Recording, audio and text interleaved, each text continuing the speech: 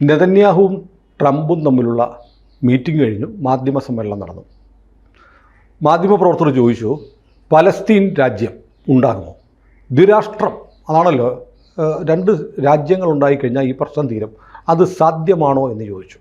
Trump പറഞ്ഞു, ശ്രദ്ധിക്കേണ്ട മറുപടിയാണ് ട്രംപിൻ്റെ, എനിക്കറിയത്തില്ല. എന്നിട്ട് ചോദ്യം നെതന്യാഹുവിന് കൈമാറി. നെതന്യാഹു പറഞ്ഞു, പാലസ്തീൻ എന്നുള്ള ആശയമൊക്കെ കൊള്ളാം, പാലസ്തീൻ ജനതയ്ക്ക് സമാധാനം ഉണ്ടാവണം എന്നും ഞാൻ ആഗ്രഹിക്കുന്നുണ്ട്. പക്ഷേ ഒരു രാജ്യമില്ലാതിരുന്നിട്ട് തന്നെ അവർ ഒക്ടോബർ 7 2023 കാണിച്ച എന്താണ്? ഞങ്ങളുടെ നാട്ടിലേക്ക് അതിക്രമിച്ച് കയറി പുരുഷന്മാരുടെ തലയെറുത്തു, സ്ത്രീകളെ ബലാത്സംഗം ചെയ്തു, ഒക്കെ ചെയ്തു. എന്നിട്ട് അവിടെ ഈ ഒക്ടോബർ 7 കഴിഞ്ഞാൽ ഹമാസ് രാജ്യമുണ്ടാകുമെന്നൊക്കെ പറഞ്ഞിരുന്നു. അപ്പോൾ പാലസ്തീൻ രാജ്യമുണ്ടായാൽ അത് ഞങ്ങളുടെ സുരക്ഷയ്ക്ക് എക്കാലത്തും ഭീഷണിയാണ്. പിന്നെ പറഞ്ഞു, വേണമെങ്കിൽ പലസ്തീനികൾക്ക് ഒരു സ്വയംഭരണമൊക്കെ കൊടുക്കാം, പക്ഷേ സോവറിനിറ്റി ഉണ്ടാവത്തില്ല, അവർക്ക് ഞങ്ങളെ ഉപദ്രവിക്കാൻ പറ്റുന്ന ഒരു കരുത്തും ഉണ്ടാകാൻ സമ്മതിക്കത്തില്ല. അങ്ങനെ ഒരു രാജ്യം എന്നെങ്കിലും ഉണ്ടായി വന്നാൽ അതിൻ്റെ സുരക്ഷ, ആഭ്യന്തരം, പ്രതിരോധം ഇതൊക്കെ ഇസ്രയേൽ തന്നെയായിരിക്കും ചെയ്യുക എന്ന് പറഞ്ഞു. അപ്പോൾ ഇതോടുകൂടി വെടിനിർത്തൽ വരാൻ പോവാണ് ഹമാസുമായിട്ട്. വെടിനിർത്തലിൻ്റെ ഭാഗമായി ദ്വിരാഷ്ട്രവാദം, പലസ്തീൻ എന്നുള്ള ആശയത്തിൻ്റെ കൂമ്പടച്ചു കളഞ്ഞു നെതന്യാഹു എന്ന് പറയാം. അതിന് എനിക്കറിയത്തില്ല എന്നുള്ള ട്രംപിൻ്റെ മറുപടി എങ്ങനെ വ്യാഖ്യാനിക്കാം? അതായത് അതിൻ്റെ ഉത്തരം നെതന്യാഹു തന്നെയാണ് പറയേണ്ടത്. കാരണം പലസ്തീൻ്റെ കൂടെ കോഎക്സിസ്റ്റ് ചെയ്യേണ്ടത് ഇസ്രയേലാണ്. ഇവർ കൂടെ കിടക്കുന്നതിൽ നിങ്ങൾക്ക് താല്പര്യമുണ്ടോ ഇല്ലയോ എന്നുള്ളത് നിങ്ങൾ തന്നെയാണല്ലോ പറയേണ്ടത്. അപ്പോൾ ട്രംപ് ചെയ്തത് ശരിയാണ്. പിന്നെ ട്രംപിന് ചെയ്യാമായിരുന്നത് നെതന്യാഹു പറഞ്ഞ ശേഷം വേണമെങ്കിൽ പ്രതികരിക്കാമായിരുന്നു. ഒന്നും പറഞ്ഞില്ലല്ലോ. എനിക്കറിയില്ല എന്നാണ് പറഞ്ഞത്. അതെ, അതൊരു മറുപടിയാണ്. അത് പലസ്തീനെ പുള്ളി പിന്തുണയ്ക്കുന്നില്ല എന്നല്ലേ അതിന് വായിച്ചെടുക്കാൻ പറ്റുക? പലസ്തീനെ ഒരിക്കലും അമേരിക്ക അങ്ങനെ പിന്തുണച്ചിട്ടില്ല. കാരണം എന്താണെന്ന് വെച്ചാൽ അമേരിക്കയ്ക്കും വലിയ ശല്യമാണ് ഈ ഭീകരർ. ഈ ട്രംപ് വന്ന ശേഷം തന്നെ ചെയ്തത് എന്താണ്? അവിടുത്തെ ഈ ഐവി ലീഗ് സർവകലാശാലകളുണ്ടല്ലോ, 8 സ്വകാര്യ സർവകലാശാലകൾ, അതിനാണ് ഈ പറയുന്ന ഐവി ലീഗ് സർവകലാശാലകൾ എന്ന് പറയുന്നത്. ആ സർവകലാശാലകളിൽ ഈ ഹമാസിനെ അനുകൂലിച്ച് പ്രകടനം നടന്നതിനെതിരായ വ്യാപകമായ നടപടികളല്ലേ ട്രംപ് വന്നിട്ട് ആദ്യം തന്നെ ചെയ്തത്. അപ്പോൾ ഈ പലസ്തീന് വേണ്ടി വാദിക്കുന്നവർ, പലസ്തീൻകാർ, ഹമാസ്, ഇതൊക്കെ മറ്റേ അമേരിക്കയെ സംബന്ധിച്ച് വലിയ ശല്യമാണ്.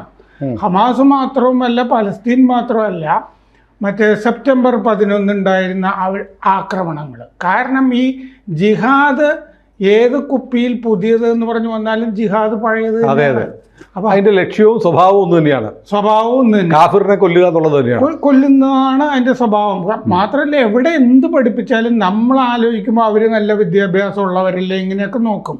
ഞാൻ മുമ്പും പറഞ്ഞിട്ടുള്ളതാണ്, എവിടെ ഈ ഇത്തരം രാജ്യങ്ങളിൽ എവിടെ പഠിപ്പിക്കുമ്പോഴും വേറൊരു ക്ലാസ്സും കൂടി ഉണ്ടാവും ഇതിൻ്റെ കൂട്ടത്തിലേ. മെഡിസിനാണ് പഠിപ്പിക്കുന്നതെങ്കിലും അതിൻ്റെ കൂടെ ഒരു അരമണിക്കൂർ വേറെ ക്ലാസ്സും കൂടി ഏതെങ്കിലും ഒരു മൊല്ലാക്ക വന്നിട്ടൊക്കെ എടുക്കുന്നുണ്ടാവും. ഇതാണ് നമ്മുടെ ലക്ഷ്യം. എന്നിട്ട് ലോകത്ത് എവിടെ പോയാലും ഇങ്ങനെ കൂട്ടുകൂടുന്ന പരിപാടി. ഇതിപ്പോൾ തഹവൂറാണ്, അയാൾ ഡോക്ടറല്ലേ, തഹവൂറാണ് കാനഡയിൽ പോയിട്ട്. അപ്പോൾ കുറച്ചുകൂടി സുരക്ഷിതമായ ഒരു സ്ഥലത്ത് പോയിട്ട് നമുക്ക് ഇന്ത്യക്കെതിരെ ജിഹാദ് നടത്താം എന്ന് പറയുന്നത്. പിന്നെ പക്ഷേ ഈ അറബ് രാജ്യങ്ങളെല്ലാം പ്രതീക്ഷിച്ചത് ഈ യുദ്ധത്തിന് ഒരു ശാശ്വത വിരാമമിടുക, അതിനുശേഷം പലസ്തീനികൾക്ക് ഒരു രാജ്യം ഉണ്ടാവട്ടെ, അതൊക്കെ ഉണ്ടാവണമെന്ന് ആഗ്രഹിക്കുന്ന ആളുകൾ ലോകത്ത് ഒരുപാടുണ്ട്. ഇസ്ലാമിക വിശ്വാസികളായിരിക്കാം, എന്നാൽ പോലും പലസ്തീൻ എന്ന രാജ്യം വേണമെന്ന് ആഗ്രഹിക്കുന്നവരുണ്ട്. അവരുടെ സ്വപ്നം ഇനി ഒരിക്കലും പൂവണിയത്തില്ല എന്നതിൻ്റെ ഒരു സൂചനയാണ് ഇപ്പോൾ നടന്ന ഈ രണ്ടുപേരും ചേർന്നുള്ള വാർത്താ സമ്മേളനം എന്നെനിക്ക് തോന്നുന്നു. അത് സംശയമൊന്നുമില്ല. ഇപ്പോൾ സുനിൽ ആഗ്രഹിക്കുന്നവരുണ്ട് എന്നൊക്കെ പറഞ്ഞെങ്കിലും ഗൾഫ് രാജ്യങ്ങൾക്കൊന്നും വലിയ അത് ശരി. MBS പറഞ്ഞല്ലോ, എന്ത് പലസ്തീൻ, എനിക്ക് തരുന്നത് എൻ്റെ വിഷയമൊന്നുമില്ല, എനിക്ക് എൻ്റെ രാജ്യത്തെ കാര്യമാണ്. പിന്നെ നമ്മൾ ആലോചിക്കേണ്ടത് ഈ ഹമാസിന് പൈസ കൊടുത്തുകൊണ്ടിരുന്ന ഇറാൻ ആഗ്രഹമുണ്ടോ ശരിക്കും പലസ്തീൻ ഉണ്ടാവണം? ഇല്ല, സുന്നികളുടെ രാജ്യമല്ലേ. അതെ, കാരണം അവർ ഇസ്രയേലിനെതിരെ അടിച്ചിട്ട് അവരുടെ ഉന്മൂലനം വരണം. അതിനാണ് 3000 കോടി രൂപ ഒരു കൊല്ലം മറ്റേ ഇറാൻ കൊടുത്തുകൊണ്ടിരിക്കുന്നതെന്നാണ് രാഷ്ട്രീയമൊക്കെ പഠിക്കുന്നത് നമുക്ക് മനസ്സിലാകുന്നത്.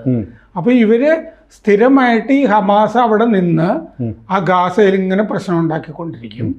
40,000 50,000 ഇസ്രായേലിന് സമാധാനം ഉണ്ടാവത്തില്ല, ഹമാസ് തീർന്നും കിട്ടും. അതെ, തീർന്നും കിട്ടും. സുന്നികൾ ചാവുകയും ചെയ്യും, ഇറാന്റെ ശത്രുവായ ഇസ്രായേലിന് പരിക്കും ഉണ്ടാവും.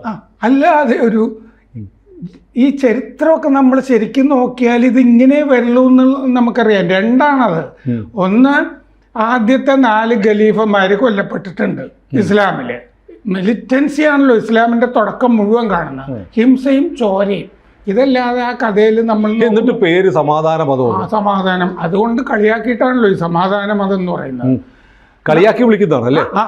നബിയുടെ തന്നെ കൊച്ചുമകനും ഒക്കെ ഇതിൻ്റെ അകത്ത് കൊല്ലപ്പെട്ടിട്ടില്ലേ? പിന്നെ ഒരു ഘട്ടത്തിൽ വെച്ച് അലിയുടെ ആളുകൾ ആണ് ഷിയ ആയിട്ട് മാറുന്നത് ഇറാനിലെ. അപ്പോൾ ഈ ഷിയയും സുന്നിയും തമ്മിൽ മറ്റേ എന്താ പറയുക, ഭ്രാതൃഹത്യ എന്നൊക്കെയുള്ള വാക്കുകളൊക്കെ ഇല്ലേ എന്ന് പറഞ്ഞതുപോലെ ഉള്ള ഈ പിതൃഹത്യകൾ എന്നൊക്കെ പറയുന്ന പോലത്തെ വലിയ പൈതൃകം നോക്കിയാൽ തന്നെ അവർ തമ്മിൽ ചേരില്ല. അതാണ് ഈ ഷിയയും സുന്നിയും തമ്മിൽ ചേരില്ല. അപ്പോൾ ഷിയാകൾ കൊണ്ടുപോയി ഹമാസിനും സുന്നികൾക്കും പൈസ കൊടുക്കണം എന്നുണ്ടെങ്കിൽ ഇവര് അടിച്ച് നശിക്കട്ടെ, ഇങ്ങനെയും ഒരു വിദ്യ ഉണ്ടെന്ന് ഷിയാകൾ ധരിക്കുന്നത് കൊണ്ടാണ്. അല്ലാതെ ഒരു പലസ്തീൻ ഉണ്ടാകാനുള്ള ഒരു സന്തോഷവും ഗമനയ്ക്ക് നമ്മൾ പ്രതീക്ഷിക്കേണ്ട. ഇസ്രായേലിന്റെ ഭാഗത്താണെങ്കിൽ നോക്കുക, പൈതൃകമായിട്ട് അവർക്ക് ഒരു കാരണവശാലും അവർ ആരബ്സിനെ അവിടെ വെച്ച് പൊറിപ്പിക്കില്ല. എന്തുകൊണ്ടാന്ന് വെച്ചാൽ അവരൊക്കെ ജൂതരാഷ്ട്രം ഉണ്ടായിരുന്നതാണല്ലോ, അവരുടെ പള്ളിയാണല്ലോ അവിടെ ഇരിക്കുന്ന, പഴയതും എല്ലാം അവിടെ ഇരിക്കുന്നതാണ്. അൽ-അക്സ എന്നൊക്കെ പറയുന്നൊക്കെ ദേവാലയം പൊളിച്ചിട്ട് അതിന്റെ മുകളിൽ ജെറുസലേം ദേവാലയം ഒക്കെ 2 തവണ പൊളിച്ചിട്ടില്ലേ? എന്നിട്ട് ആ പൊളിക്കുന്ന കാലത്തൊക്കെയാണ്, ആദ്യകാലത്ത് തന്നെ ഇന്ത്യയിലേക്ക് ബനെ മനാഷ എന്നൊക്കെ പറയുന്ന ഗോത്രക്കാരൊക്കെ വന്നിട്ടുണ്ട് എന്ന് പറയുന്നതാണ് ഈ മണിപ്പൂരിലെ ഒക്കെ കഥകളൊക്കെ. ചൂരാചന്ദ്പൂരിലൊക്കെ ധാരാളം ലോസ്റ്റ് ട്രൈബ്സ് എന്ന് പറയുന്ന സംഭവമുണ്ട്. ഈ ജൂത ഗോത്രങ്ങൾ, ചില ഗോത്രങ്ങളെ കാണാനില്ല, ലോസ്റ്റ് ട്രൈബ്സ്. അതെ, 12 ഗോത്രങ്ങളാണ് പലയിടത്തായി പോയി. എവിടെ പോയി അറിയില്ല. ആഫ്രിക്കയിൽ ചിലരുണ്ട്.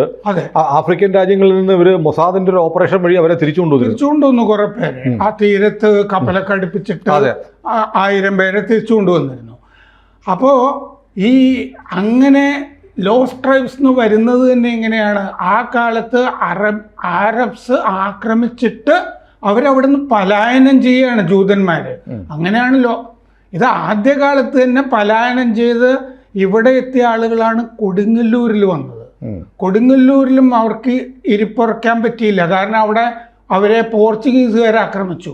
അങ്ങനെയാണ് ഈ മട്ടാഞ്ചേരിയിലേക്കൊക്കെ ജൂതന്മാർ വന്ന് താമസിക്കുന്നത്. അങ്ങനെയാണ് ഈ കോച്ചകൾ എന്നവരെ പറയുന്നു. അവര് താമസിക്കുന്ന സ്ഥലമാണ് കോച്ചങ്ങാടി എന്നുള്ളതാണ്. പിന്നെ കൊച്ചങ്ങാടി ലോപിച്ചു. നെതന്യാഹു മറ്റൊന്നുകൂടെ പറഞ്ഞു, ഈ ഒക്ടോബർ 7 ശേഷം പാലസ്തീൻ ഒരു രാജ്യം ഉണ്ടാവും, ഗാസയിൽ ഹമാസിൻ്റെ രാജ്യം വരും എന്തൊക്കെയാണ് ഇസ്ലാമിസ്റ്റുകൾ പ്രചരിപ്പിച്ചത്. പക്ഷേ ഇവരെന്താ ചെയ്തത്? ബങ്കറുണ്ടാക്കി, തുരങ്കമുണ്ടാക്കി, എന്നിട്ട് ഞങ്ങളുടെ രാജ്യത്തേക്ക് അതിക്രമിച്ച് കയറിയിട്ട് കൂട്ടക്കൊല നടത്തി. അത് ഹോളോകോസ്റ്റിന് ശേഷം നടന്ന ഏറ്റവും വലിയ കൂട്ടക്കൊലയാണ് നടന്നത്. അത് ഞങ്ങൾക്കൊരിക്കലും മറക്കാൻ പറ്റില്ല. അതുകൊണ്ട് പലസ്തീൻ എന്ന് പറയുന്ന ആശയമൊക്കെ കൊള്ളാം, അവിടുത്തെ ജനങ്ങൾക്ക് സമാധാനം ഉണ്ടാവണമെന്ന് പറയുന്നതിനോട് യോജിപ്പാണ്.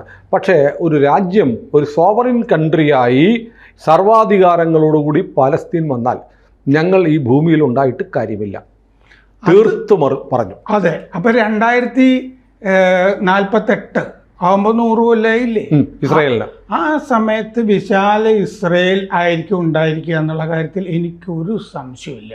അതിന്റെ കൂടെ അമേരിക്ക നിൽക്കുകയും ചെയ്യും. അതുകൊണ്ടാണല്ലോ എനിക്ക് അതേക്കുറിച്ചൊന്നും അറിയില്ല എന്ന് പറയുന്നത്. അല്ല, എന്താണെന്നറിയോ, അമേരിക്കയിൽ ശരിക്കും ഭരിക്കുന്ന ജൂതന്മാരാണ്. നമ്മൾ അമേരിക്കയുടെ പല മേഖലകളിലും ഇവിടെ ഈ ബ്രാഹ്മണന്മാരെ രാജാക്കന്മാരെ ഉപദേശിച്ചിരുന്നു. അതാണല്ലോ ഈ ഹെജിമണി എന്നൊക്കെ പറയുന്നത്. എന്ന് പറയുന്ന പോലെ ജൂയിഷ് ഹെജിമണി അമേരിക്കയിലുണ്ട്. എല്ലാ സ്ഥലത്തും കിസിഞ്ചറിനെ പോലുള്ള ആളുകൾ നോക്കൂ. നമ്മുടെ ബിൽ ഗേറ്റ്സിന്റെ മകളെ കല്യാണം കഴിച്ചിരിക്കുന്നത് ജൂതനല്ലേ? ട്രംപിന്റെ മകളെ കല്യാണം കഴിച്ചിരിക്കുന്നത് ജൂതനല്ലേ? ജാറേദ് കുഷ്നർ. ലോകത്തിലെ വലിയ റോസ് ചൈൽഡ്സ് എന്നൊക്കെ പറയുന്ന ബാങ്കിങ് സ്ഥാപനങ്ങൾ, ലോകത്ത് മിക്കവാറും ബാങ്കുകൾ, ഈ ധനസ്ഥാപനങ്ങൾ, ഇതൊക്കെ ജൂതന്മാരൊക്കെ നടത്തുന്നത്.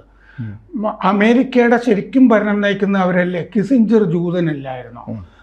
എത്രയോ എഴുത്തുകാർ ജൂതന്മാരല്ലേ, ശാസ്ത്രജ്ഞന്മാർ, ടെക്നോക്രാറ്റുകൾ. അതെ. കാരണം എന്താന്ന് വെച്ച് കഴിഞ്ഞാൽ ബുദ്ധിയില്ലാത്ത ഒരു ജൂതനെ നമ്മൾ ഒരു സ്ഥലത്തും കാണാൻ പറ്റില്ല. അപ്പോൾ ഐൻസ്റ്റീൻ ഇല്ലേ, ജൂതരിൽ മണ്ടന്മാരില്ല.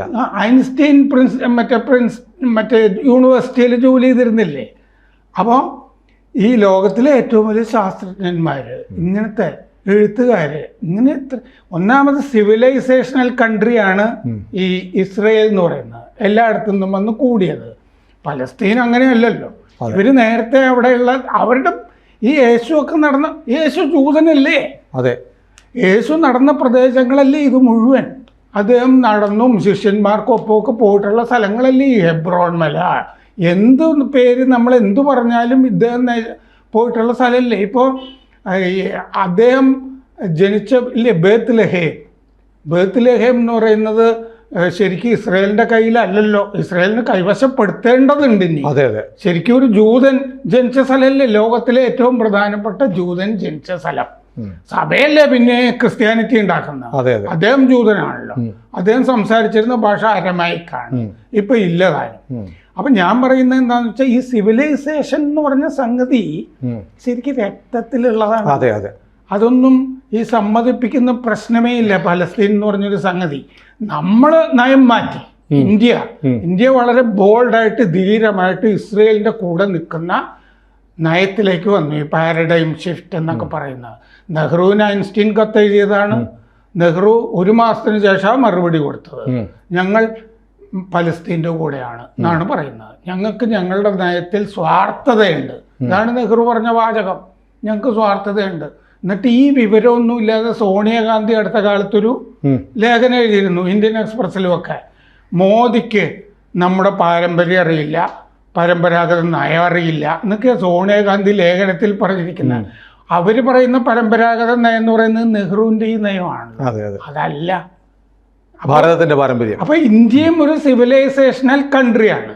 അപ്പൊ ഇസ്രയേലും ഇന്ത്യയും തമ്മിലുള്ള സിവിലൈസേഷണൽ ബോണ്ടാണ്, പൈതൃക ബന്ധമാണ്. അപ്പോൾ മോദി സർക്കാരിൻ്റെ നയമാണ് ശരി. ആ പൈതൃക ബന്ധം അറിയാവുന്ന ആളുകളാണ് ഈ അമേരിക്കയിലുള്ള ആളുകൾ, ട്രംപിനെ പോലുള്ള ആളുകൾ. അവർ നിരന്തരം ജൂതന്മാരുമായിട്ട് ബന്ധപ്പെട്ടുകൊണ്ടിരിക്കുന്ന ആളുകളാണ്. അമേരിക്ക ഈ നിലയിൽ കൊണ്ടെത്തിച്ചിരിക്കുന്നത് ജൂതന്മാരാണ്, അവരാണ്. അതുകൊണ്ട് ട്രംപിന് അങ്ങനെ പറയാൻ പറ്റുള്ളൂ, അല്ലെങ്കിൽ വിവരം അറിയും. അതെ. കൂടുതൽ വാർത്തകളും വിശേഷങ്ങളും നിങ്ങളിലേക്ക് എത്താൻ ABC മലയാളം സബ്സ്ക്രൈബ് ചെയ്യുക, ബെൽ ബട്ടണും അമർത്തുക.